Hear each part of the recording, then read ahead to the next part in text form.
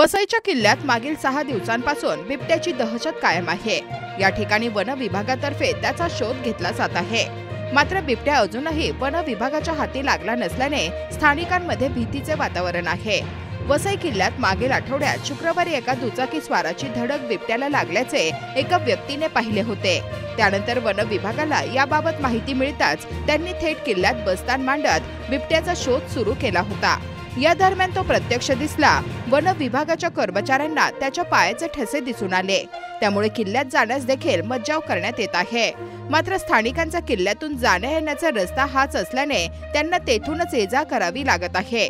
6 दिवस उलटूनही बिबट्या वन विभागाच्या हाती लागला नसल्याने ते भयभीत झाले आहेत। यासाठी स्थानिकांतर्फे वन विभागाच्या अधिकाऱ्यांसह बैठका देखील घेण्यात येत आहेत।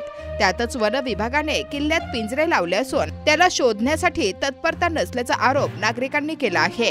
किल्ल्यातील भटके कुत्रे बिबट्याच्या भक्षस्थानी पडत असल्याचे देखील नागरिकांनी सांगितले।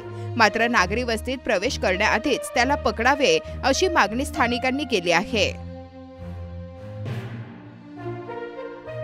आज जवळजवळ 29 मार्च नंतर आजपर्यंत बिबट्याला पकडण्यासाठी कुठल्याही प्रकारचं तिथे नियोजन चालू असताना कुठल्याही प्रकारे बिबट्या पकडला गेला नाहीये याची खंत स्थानिक वसईकर हे मात्र करत आहेत। अजूनपर्यंत कुठल्याही प्रकारचा बिबट्या हा पकडला गेला नाहीये, अजून तो जेलबंद झाला नाहीये।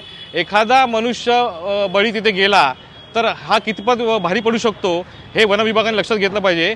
स्थानिक माणसांचं तिथे नागरिकांचं वसईकरांचं म्हणणं असं आहे की जवळजवळ तिथे असलेल्या कुत्र्यांची संख्या कमी झाली आहे, म्हणजे कुत्र्यांवरती कुठेतरी त्या बिबट्यानी हे घेतलेलं आहे, बिबट्यानी भक्षक म्हणून त्यांना पाहिलेलं आहे। तर या माध्यमातून सुद्धा वन विभागाने ताबडतोब लक्ष घालून त्वरित त्या बिबट्याचा बंदोबस्त करणं महत्त्वाचं आहे।